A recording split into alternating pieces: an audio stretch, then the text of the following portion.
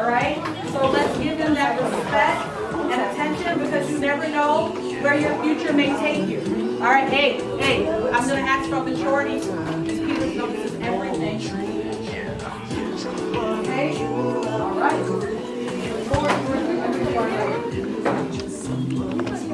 What's happening, everybody? How y'all doing? Good. My name is Keith Lorren. I'm the Spice King, the spiciest man in the world. Give us a listen. The Kaiser of Curry, and the man doing bad cooking. I'm the Spice King. Give me a round of applause. There we go. Well, I've been all over the world. I cooked for the royal family in Dubai, Abu Dhabi. I've been in China, and Japan, and Greece, South America. I cooked on Food Network, NBC Today Show, The Cooking Channel, BET, NBC, you name it, guess what? Spice King probably done been there. And I started off going to Flannagan just like you guys. I had the best teachers, the best staff. I got involved with every type of club, from business club, IBE, BPA, FBLA. You guys know anything about those types of clubs? We still have BPA. You still have BPA? Okay. Yeah, so when I would go to these conventions, I would hear about these different entrepreneurs and how they were able to go all over the world, and they just had that bag, you know what I'm saying? And I was like, wow, I want to have that bag too. So I went to business school, I went to NSU, and after NSU, I went on a long journey of trying to figure out what exactly I wanted to be and what I wanted to do. So I remember somebody telling me that you should do what you love to do so much that you would be willing to do it for free. So I had to, like you, I had to figure out what that was. And for me, that was cooking. I was always cooking. I loved it. I loved the flavors. I loved mixing spices. I love the expression on people's face when they get to taste food that just tastes right. You know what I'm saying? It's a cultural thing. Every culture has its own unique flavor, and I was just obsessed with it. So after I went to business school at NSU, I experimented and worked in a few restaurants. I worked in some restaurants, and I liked the culinary aspect of it, but the hours were just crazy.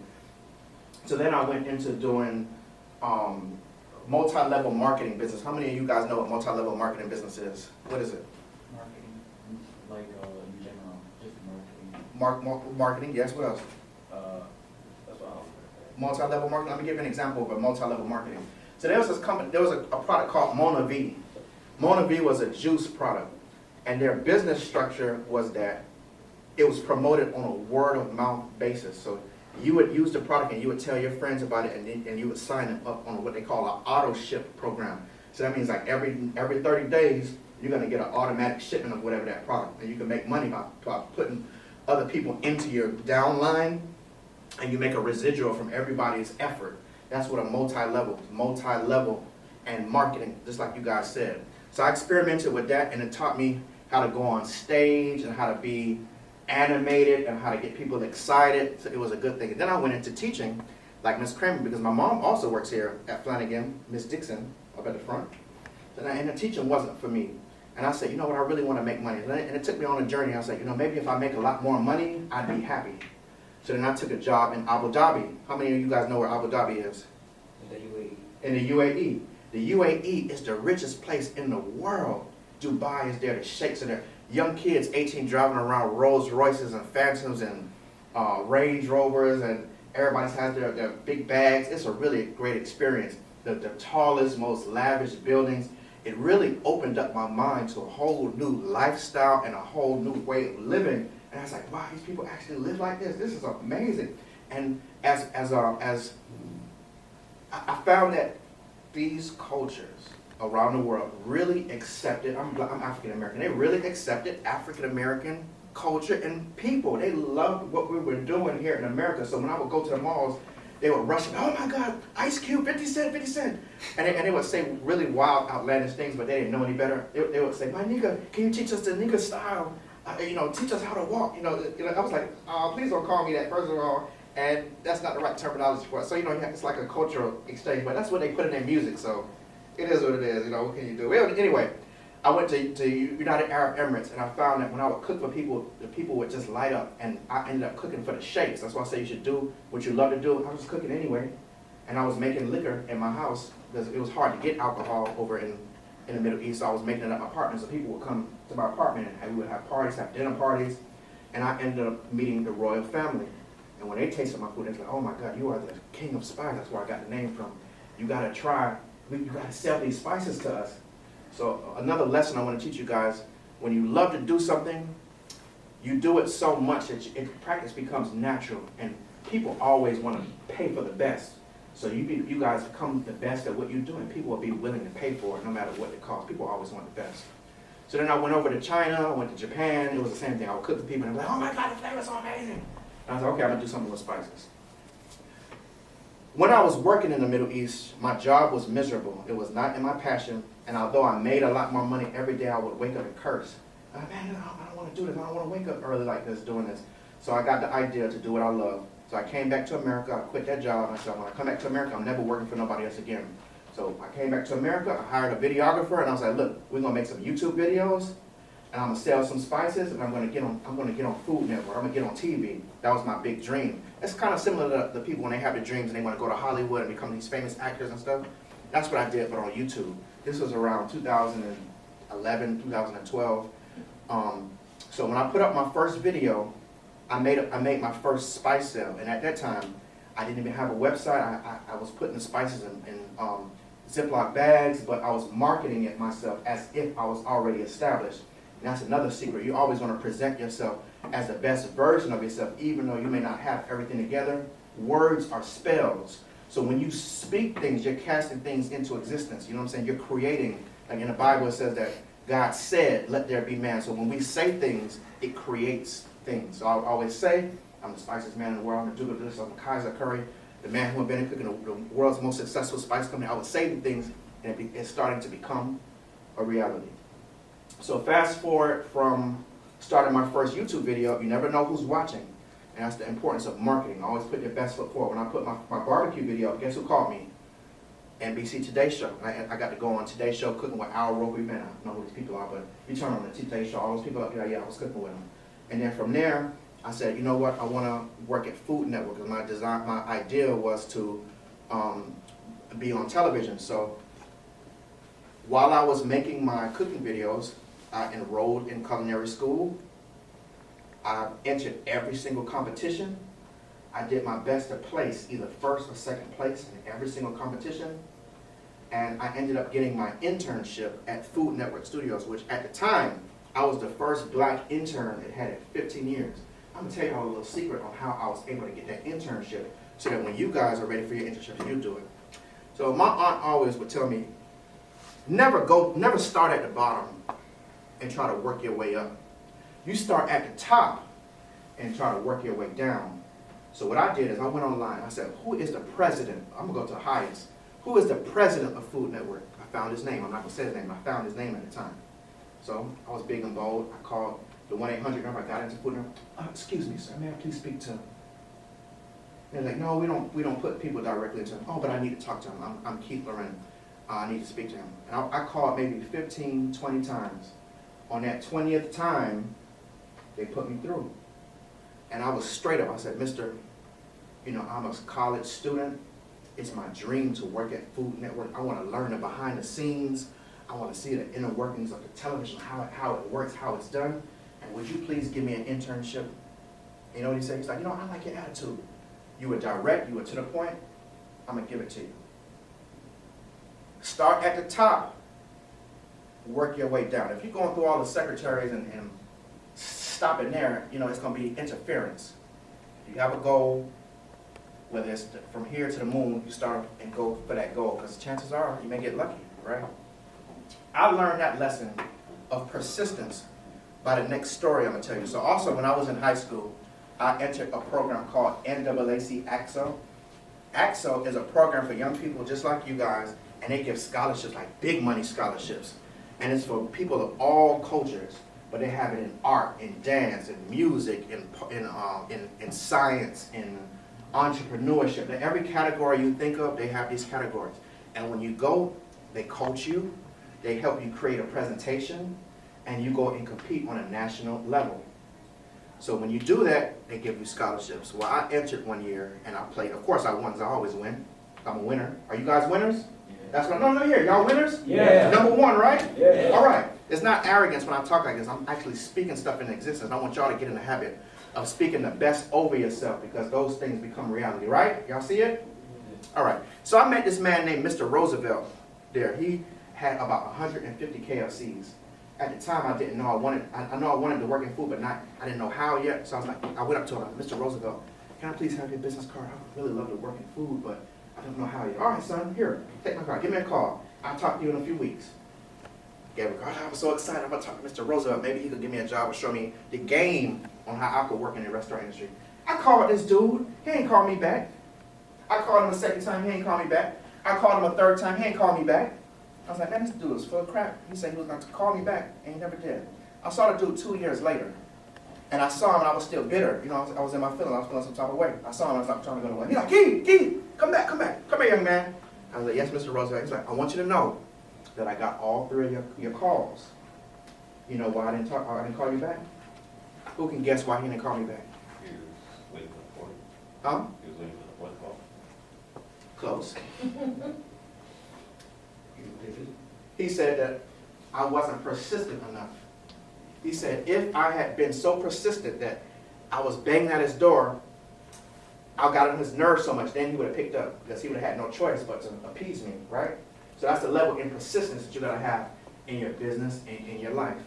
I'm gonna fast forward now, and I'm gonna tell you how I was able to get in over 5,000 stores, making multi-millions of dollars. The key is marketing, portraying yourself as your best version of yourself, using social media. And here's the secret that you're gonna remember for everything that you do in life. In sales, everything is sales.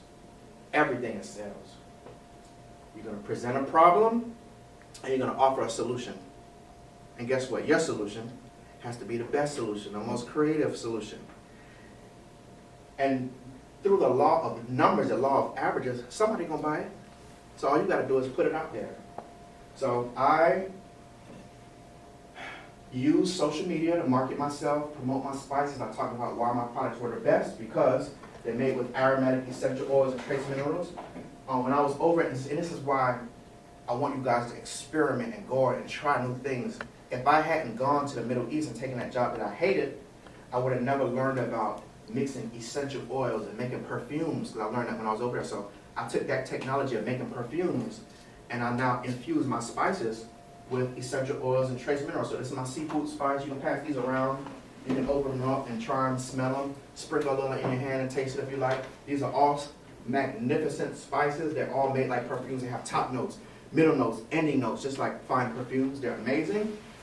And I'm gonna leave you with another life lesson. Have you guys ever heard of the story of the farmer and the goat? No? Have you heard of the farmer and the goat? Sorry. Would you like to hear about it? Would y'all like to hear about it? Yeah. Yeah? Oh, would you be so excited? Y'all like to hear about it? Yeah. All right, now this is a very true story. And I want y'all to pay attention to it. This is a real life. Once upon a time, there was a farmer and a goat. And the farmer was a good farmer. He would prepare meals for his goat with Spice King Seasonings.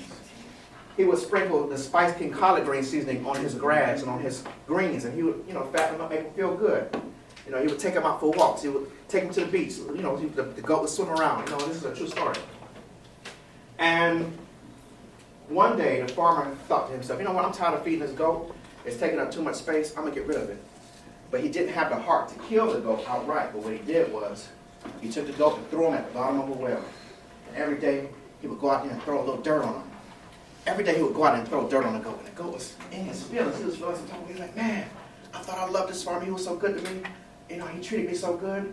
What happened? What did I do wrong? What's wrong with me? And the weight of the dirt was just piling onto him. His knees was getting weak. He was about to fall. And all of a sudden, when he threw the dirt, it went up in his nostril. He sneezed and shook a little bit. And he noticed that the weight was a little bit lighter. So he decided to shake again. But each time he would shake, he would step on top of the dirt a little bit more. And every day, the farmer would throw dirt on top of him. He would shake it off. He would step on top of it and shake it off. Well, eventually, he was able to climb up out of that well because he stood on top of all the dirt that was thrown on top of him. And he didn't let the weight of the dirt soil him or penetrate his internal. He just shook it off and stepped on top of it. He was able to get up out that well and run away to freedom to live the best life. He found a female goat, had a few kids, you know what I'm saying? Built his own house. This is a true story. Moral of the story is, we can't let the life weigh us down. We can't let what people do to us affect us to a degree internally where we cave and where we want to fall because we're better than that. We got to remember that we're number one. Who's number one? That's right. Who's number one? You number one? And aren't you the best? Yes. That's right.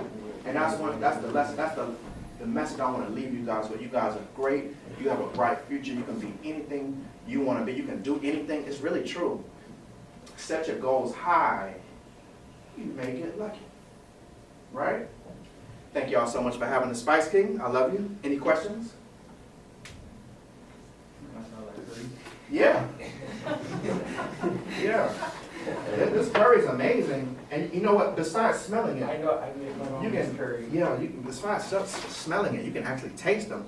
My spices are the only spices that you can taste and eat straight out the bottle like that because they're designed that way. Even if you can't cook, it's gonna make your food taste like, damn, it's good. And that's the purpose. You know, pass them around. You guys say, any more questions? Pass it around. I want to smell like curry. Smell the steak seasoning. The steak Yeah, seasoning it's really. is really a work of art to me because it gives you that flame broiled aroma. It tastes, when you taste it, it tastes like it just came straight off the grill. It's like such a balance. And all of these spices, my grandma would always say, if you can make hot water taste like a meal, you got something special. You can apply that to life too. You can make something real simple, seem great, feel great, experience something great, and people will buy it. Any more questions? Or anything about sales, distribution? Ooh. Mixing spices? Marketing? How did you make that curry? How did I make the curry? So the curry's good, ain't it? It's real good. So there's different types of curry all over the world. Every culture has a different version or variation. Indian people have lots of different types of curry. The Thai people have lots of different curry. Japanese people, Chinese people even have lots of different curry. Jamaica has a type of curry. The Trinidad has a type of curry. So I took all of the flavors of the Caribbean and mixed it into one so that it could taste great. Now, curry is in a base of turmeric. That's what gives it the yellow color. And then you add spices like cardamom, ginger, cumin, coriander, black peppercorns, bay leaves, and then we add a little essential oils in there to give it some different top notes. Onion, garlic, different chili peppers, and that's what makes a curry. It's a mixing of spices, but predominantly the most common types of curry are turmeric based, which is what gives you that yellow color.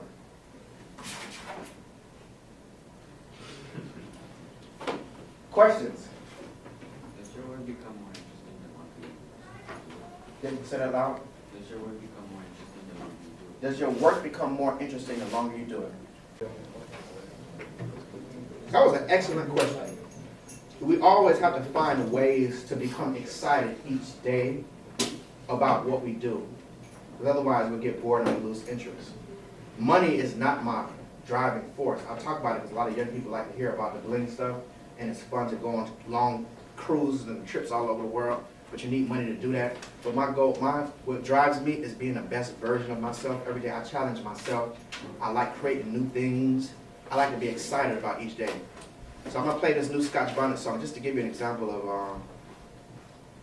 one way I could become excited again about spices. Y'all ready? Yeah.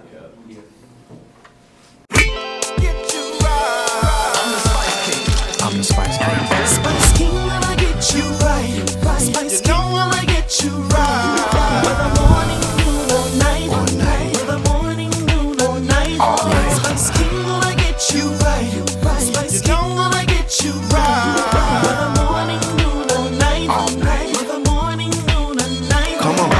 All-purpose seafood. Yeah. Gourmet collard green. Grilled steak and burger. Poultry, country barbecue up, and Caribbean curry. These are just some of the spices from the Spice King. Let's go. Spice King, I get you right. Spice King, I get you right. Whether morning, noon, or night. Whether morning, noon, or night. Spice King, I get you right. Spice King, I get you right. Whether morning, noon, or night. Whether morning, noon, or night. I'm the Spice King. So this is a way that I'll be creative up with my marketing. And it's working. It works. So that's a great question about how you stay motivated, because it can get really, really tough.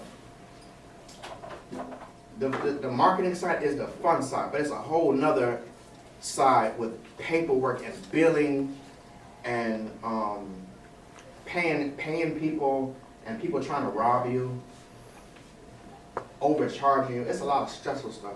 But for me, this is the part that keeps me going. Whether people like it or not, I could give a damn.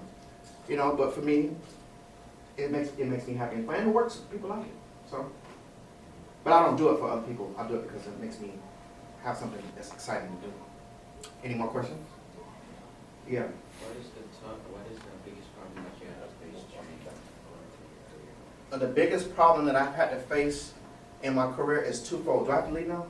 Oh, yeah, it's the next period. Oh, okay, I'm sorry. Well, the biggest problem is overcoming myself and my own self-doubt. I had a lot of obstacles that I had to come up that I had to get through, and a lot of self-doubt. I had to brainwash myself into knowing that I'm good enough and thinking that I'm good enough. And then the other part was coming up with money to be able to do this big manufacturing. But guess what? When you step out on faith, God comes the other way. He meets you where you at.